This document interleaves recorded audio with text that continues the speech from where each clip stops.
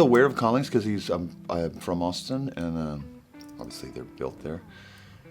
Strangely enough, the first time I saw a Collings guitar, Johnny Depp bought one, and he was there making a movie, and we became friends a bit. And that was a really good guitar. And then like 20 years later, Bill and I had a common friend who were all kind of into hot rods and old 50s cars and 30s and 40s vintage cars. And I guess they were working on a car together, and he was talking about the electric guitar line that he had been working on. And my friend said, "Do you know Sexton?" And he said, "No." He goes, "Well, you should talk to Charlie." And so that's kind of how it began. And then I went to the factory, and I met Bill and Steve and the gang.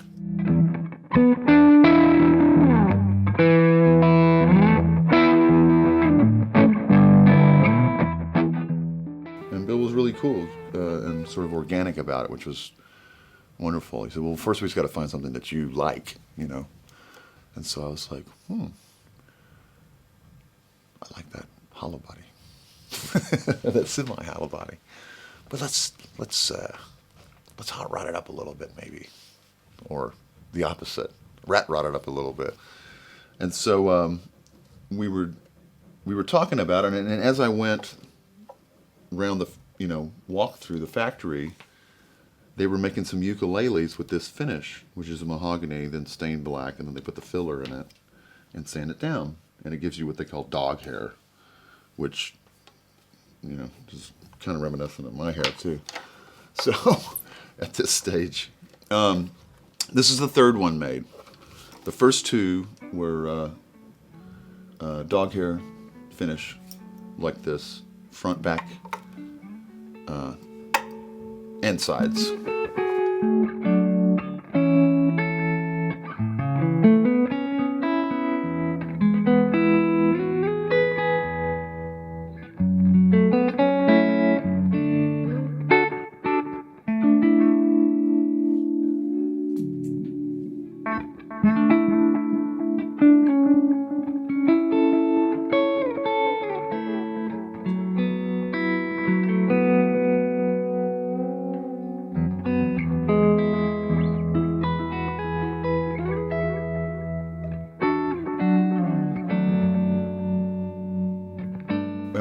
A neck size was a big thing as well, because I finally discovered that I had been playing guitars with necks too small for my hand, because this is a pretty big neck, and I'm still, as you can see, wrapping around it pretty good. So every neck got bigger as it went on, and this is number 3, and ended up with I think Steve said this is like Italian spruce or something.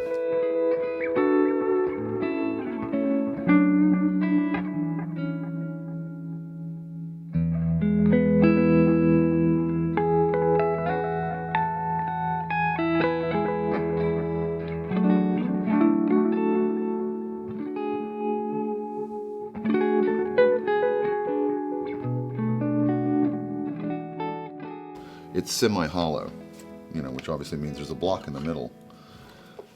One of the first days I walked to the factory, they have, heaps of wood everywhere. I mean, pieces of guitars and what have you.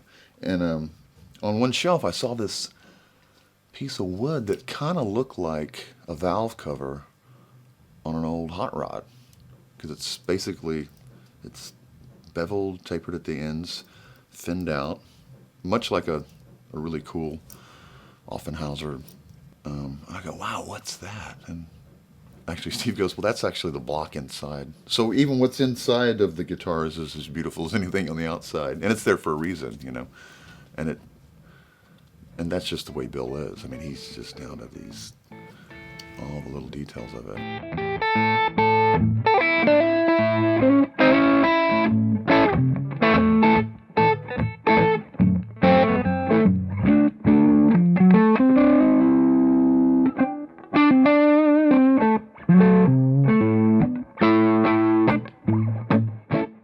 It's been out on tour for 2.5 years now. This guitar more and more is becoming Old Faithful because of the material we're doing. And on the recording of that material with Bob, for instance, about halfway through it or less, I was having problems with tuning on this old Les Paul I was using on the record. And I went, oh, give me the Collins. And then it was just like, it's totally reliable. I never touched this guitar tuning-wise the whole show. As we were going through it, because everyone kind of wants a different thing.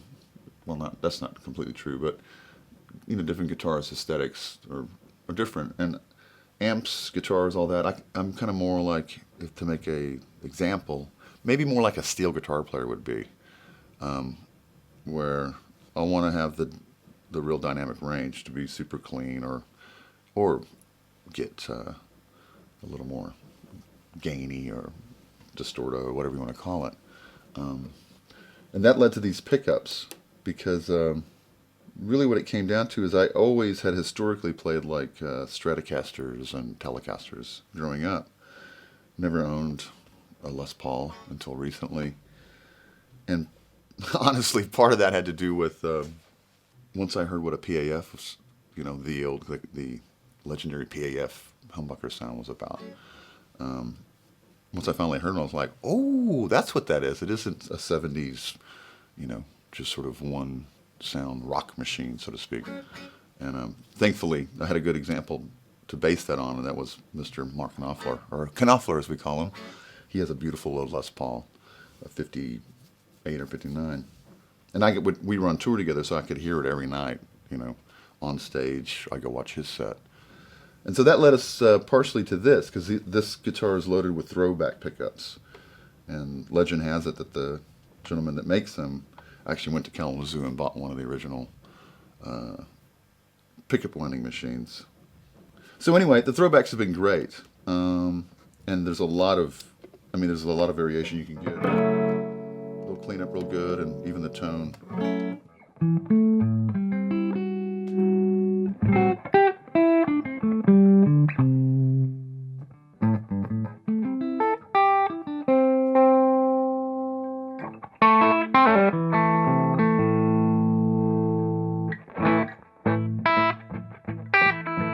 Yeah, so this has been a great combo. It's kind of my favorite, really. I miss the Bigsby a bit. We got to figure out how to make that work out.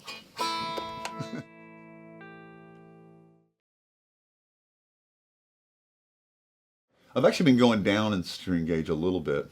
Growing up in Texas, and there's, obviously a big fat string's going to give you a big fat tone, and there's that side of it, and then there's also the B.B. King, Billy Gibbons side. I was like, man, why do you want to work so hard?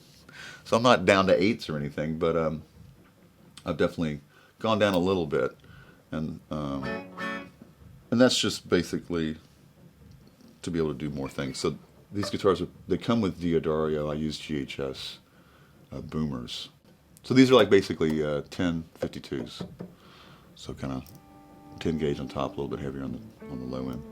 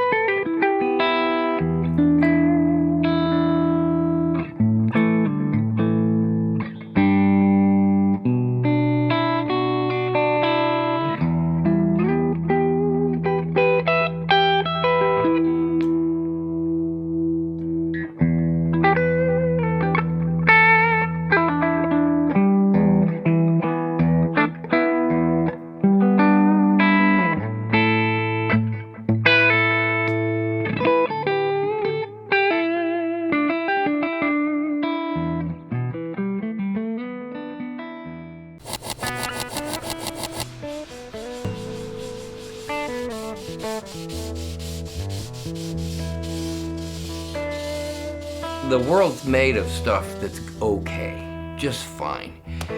But when something's made by a group of people that really know what they're doing, engineering, time, and passion are put into it, it doubles it.